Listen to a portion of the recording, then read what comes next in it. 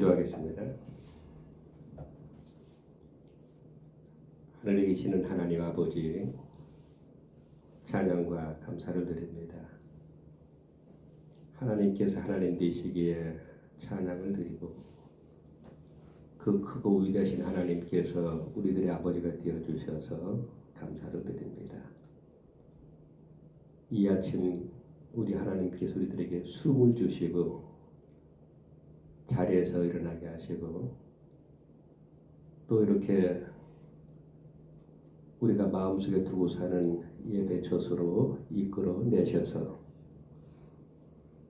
말씀을 통해서 우리 하나님을 만나고, 기도를 통해서 주님 안에 거하는 축복을 베풀어 주신 것을 감사합니다.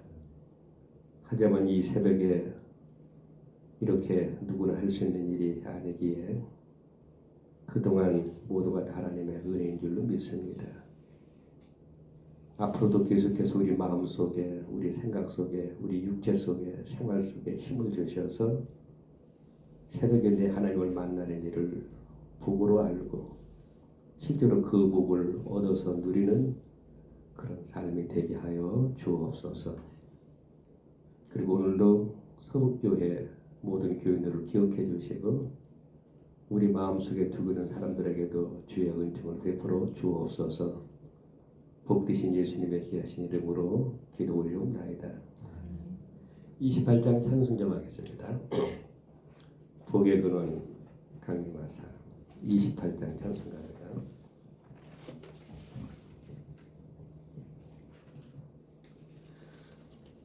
복의 근원 강림하사 찬송하게 하소서. 한량없이 자비하심 증량할 길 없도다. 천사들의 찬송가로 나를 가르치소서.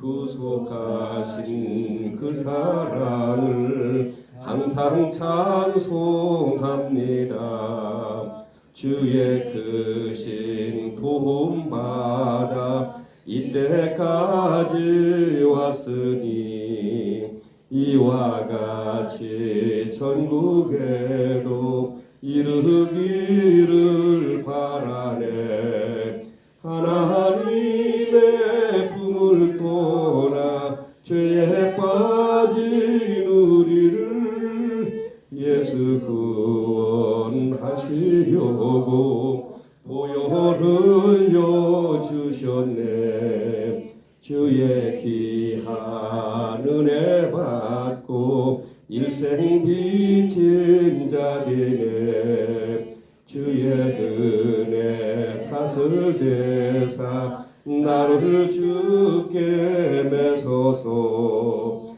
우리 마음은 연약하여 범죄하기 쉬우니 하나님이 받으시고 전국인을 치소서.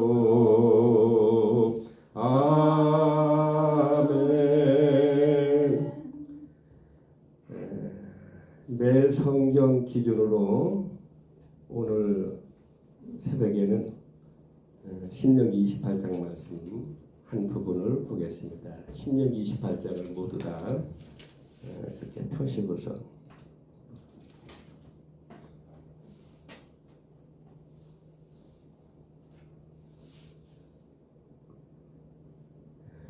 신명기 28장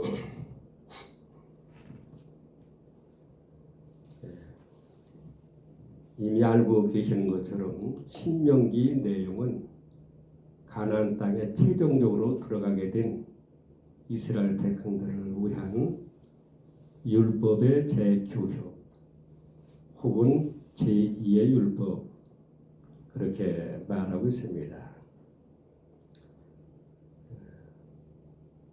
그래서 이 신명기 전체 내용은 한 2달 안팎 정도 모압 평지에서 이스라엘 백성들 가르친 그런 내용인데 28장은 이제 그 중간쯤 되겠죠. 근데 28장은 굉장히 길어요. 신명기 중에서 가장 깁니다. 자그마치 68절까지예요. 그래서 이 매일 성경에 보면은 4일분으로 구분해서 이렇게 말씀을 하고 있는 것을 보게 되는데, 어쨌든 이 신명기 28장 1절로 그 14절까지는 하나님 말씀의 계명에 순종할 때 우리에게 주어질 그런 축복에 대해서 말씀하시고, 그리고 15절부터 35절까지는 하나님 말씀에 불순종했을 경우 초래되는 그런 저주에 대한 그런 말씀을 쭉 그렇게 나열하고 있는 것을 보게 됩니다. 그래서 1절에서 14절에 보면은 그 전제가 하나님은 복의 근원이 되신다. 모든 우리 삶의 영역에 있어서 뭐 자녀든지 사는 곳이든지 농사터든지 가축이든지 심지어 밥그릇, 우리가 밖으로 드나드는 거, 이런 면에 있어서 하나님이 우리들의 복의 근원이 되신다고 하시면서, 그러나 그 복은 선교적 그런 복이다. 왜냐하면 그런 복을 받았으면은 나 혼자 누리는 것이 아니라 밖으로 나눠야 된다. 그렇게 말씀하면서 이제 15절 35절에 보면은 그 전제가 하나님은 공의의 하나님이시다. 그래서 우선 하나님께서 당신이 하신 말씀에 당신이 구속을 받으셔요. 내가 그렇게 말했으니까 나도 그렇게 거한다. 제안을 받으십니다. 그래서 하나님은 사랑이시면서 사랑이시기에 사랑에 반대되는 불순종에 대해서는 심판을 그렇게 내리실 수밖에 없는 그런 공의의 하나님. 그래서 그런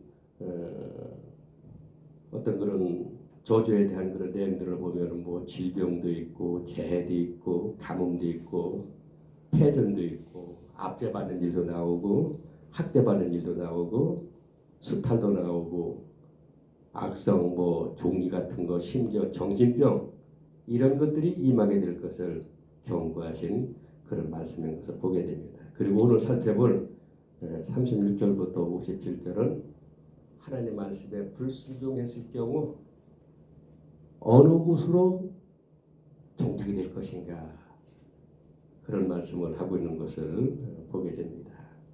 그래서 지금 36절부터 57절에 나오는 불순종의 종착점, 그 불순종으로 인한 그런 어떤 그런 저주화는 지금까지 15절 35절에서 말씀한 그런 결과와는 아주 차원이 다른 그런 저주인 것을 그렇게 말씀하고 있는 것을 보게 됩니다. 그래서 이제 그 말씀을 좀 읽으면서 간단하게 이렇게 말씀을 드리도록 하겠습니다. 자, 먼저 그러면은 36절부터 46절까지 먼저 좀 보겠습니다. 이 말씀 속에는 아주 차원이 다른 그런 불행의 결과, 저주의 결과, 이런 것들에 대해서 말씀하고 있는데, 같이 한번 천천히 읽으시겠습니다. 36절부터 46절까지. 여호와께서 너와 내가 세울 내 임금을 너와 네 열조가 알지 못하던 나라로 끌어가시리니 네가 거기서 목석으로 만든 다른 신들을 섬길 것이며 여호와께서 너를 끌어가시는 모든 민족 중에서 네가 놀램과 속담과 비방거리가 될 것이라.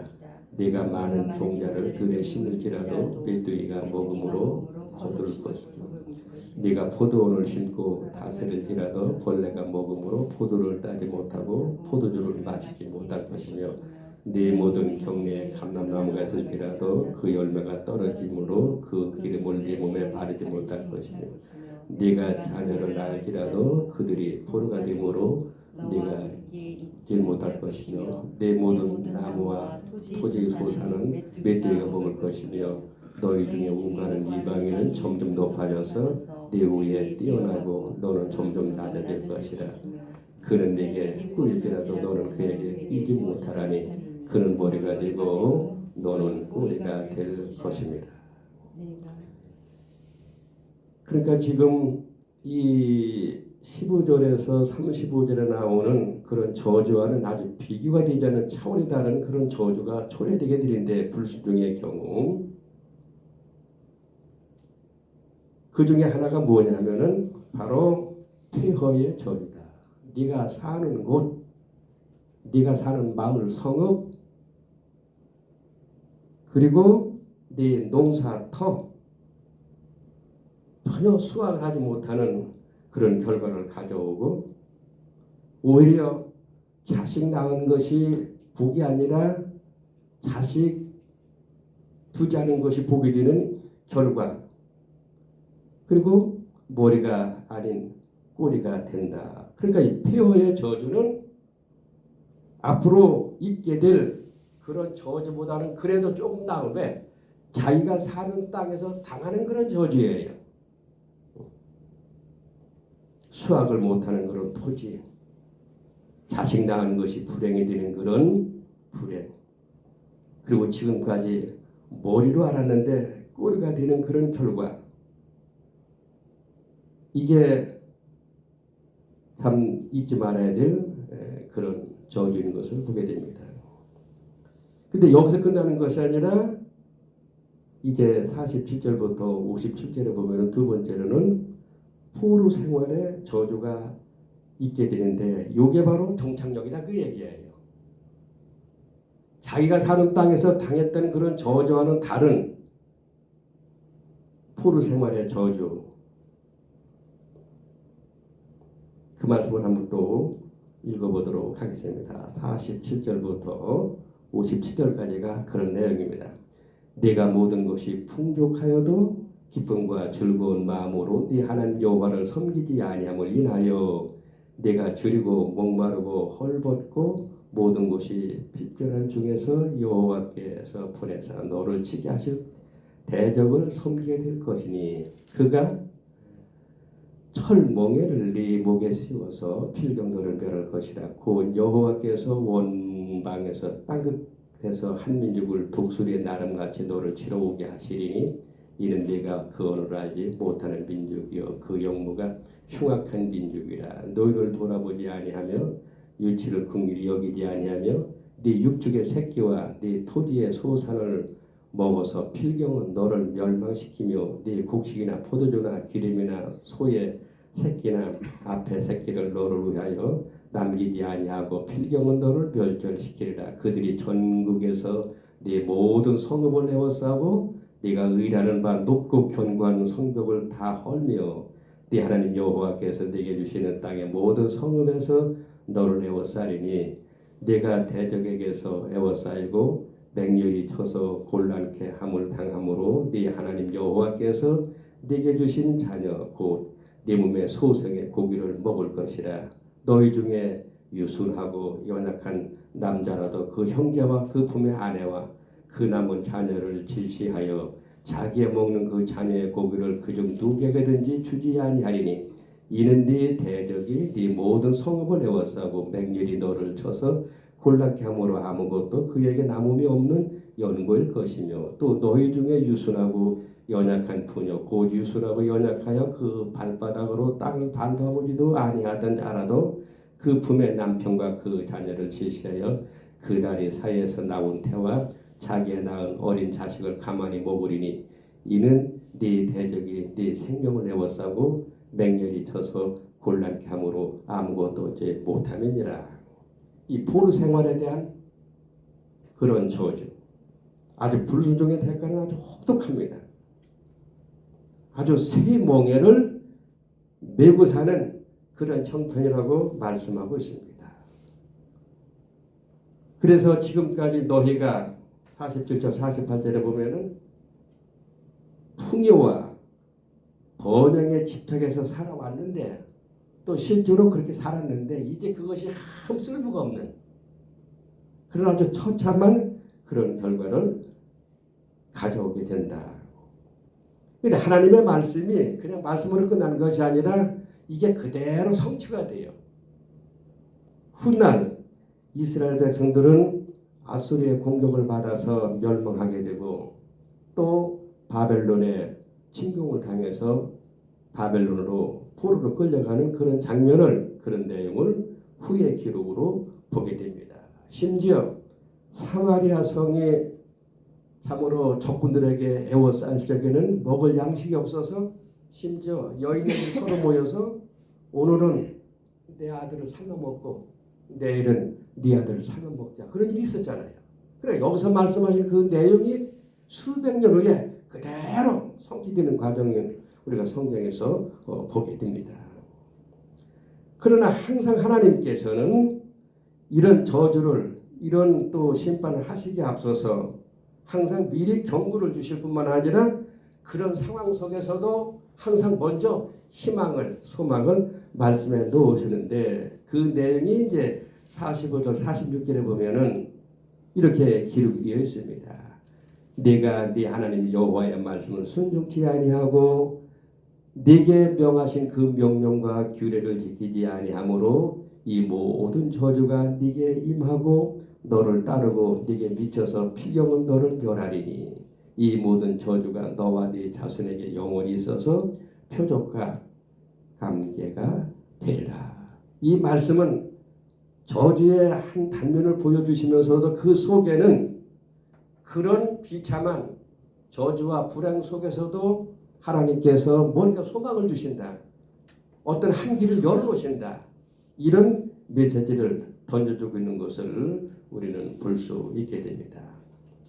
특히나 47절 48절, 저는 개인적으로 종종 묵상하는 말씀인데, 네가 모든 것이 풍족하여도 기쁨과 즐거운 마음으로 네 하나님 여호와를 섬기지 아니함을 인하여 네가 줄이고 목마르고 헐벗고 모든 것이 필절한 중에서 여호와께서 보내서 너를 치게 하실 대적을 섬기게 될 것이니 그가 철멍에를 쇠멍에를 네 목에 미워서 필경 너를 멸할 것이라. 그러니까 쉽게 말씀드리면 100명의 자식을 두고 온갖 부자 집에 그 한 사람처럼 연락하면서 그렇게 산다 할지라도 기쁨으로 여호와를 섬기지 않는 까닭에 결국 네 삶이 아주 멍에를 민 것처럼 쇠멍에 아주 무거울 것이라. 우리가 신앙생활을 하면서 신앙생활 자체가 이게 무거우면 이런 지경이 되는 거예요. 그렇죠? 뭐 교회 오는 거, 또 예배하는 거, 또 말씀에 순종하는 거, 이런 모든 것들을 아주 무겁게 생각을 하면은 이게 굉장한 짐이 됩니다. 아주 힘이 듭니다. 예수님은 내가 주는 멍에는 가볍다고 말씀하셨지만 그 멍에가 가볍기를 알아요. 그냥.